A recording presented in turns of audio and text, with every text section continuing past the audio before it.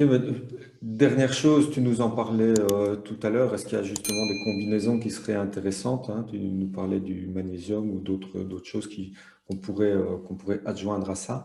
Mhm. Euh, je t'écoute là-dessus. Qu'est-ce qui pourrait Oui. être intéressant, oui?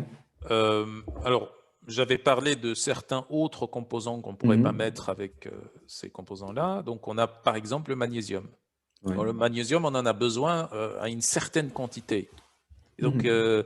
si on voudrait avoir du magnésium de bonne qualité, hein, pas les magnésiums qui servent à rien, là, oxyde de Mhm. magnésium par exemple, ou ces trucs-là qui, enfin, il ne s'agit pas juste de l'absorption ici ou de la biodisponibilité, parce que une fois que c'est absorbé, ces formes inorganiques de magnésium, une fois que c'est absorbé, c'est aussi très rapidement éliminé. C'est Mhm. aussi rapidement éliminé par les reins.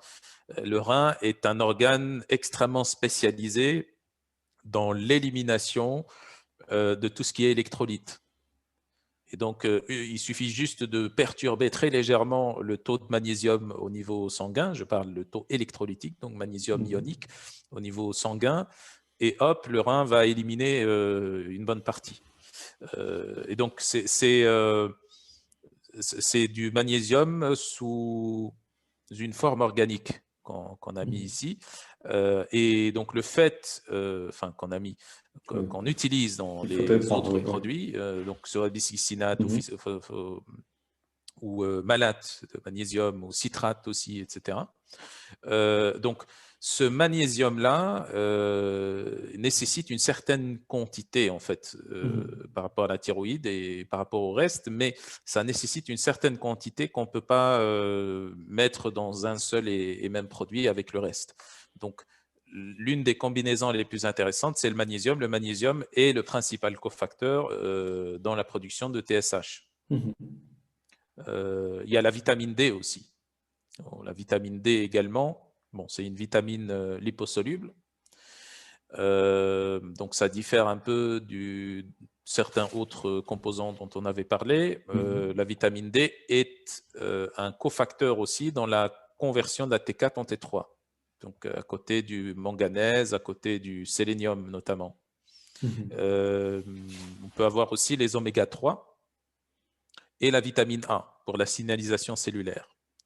Dans l'une des voies, parce qu'on a deux voies de signalisation cellulaire des hormones thyroïdiennes, on a la voie génomique et la voie non génomique. Et dans la voie génomique, okay, on a notamment l'intervention de l'acide rétinoïque, qui est en fait un métabolite de la vitamine A, un Mhm. métabolite du rétinol. La vitamine A, en fait, bioactive, c'est le rétinol. Et le rétinol se convertit ensuite, c'est quand il est, on va dire, catabolisé, et il se convertit entre autres en acide rétinoïque. Et cet acide rétinoïque est nécessaire dans cette signalisation cellulaire et intracellulaire, et même nucléaire de la T3 et son récepteur. Et les oméga 3, en fait, c'est bien connu, c'est pas uniquement par rapport euh, aux récepteurs de la T3, c'est aussi par rapport à tous les autres récepteurs. C'est bien connu que ce sont des molécules aussi qui permettent de protéger les récepteurs contre l'inflammation.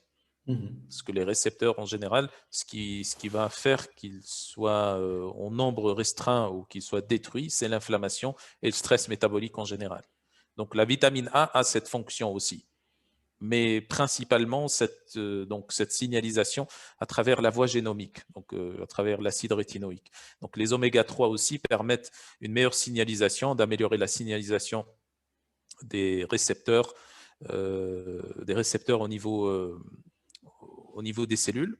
Donc ça protège en réalité les cellules. Donc on peut globalement, pour simplifier, il y a d'autres composants, hein, sans maintenant donner une Mhm. liste exhaustive, mais on a donc le magnésium, la vitamine D, les oméga 3 et la vitamine A qui pourraient être combinés en fonction des carences ou pas.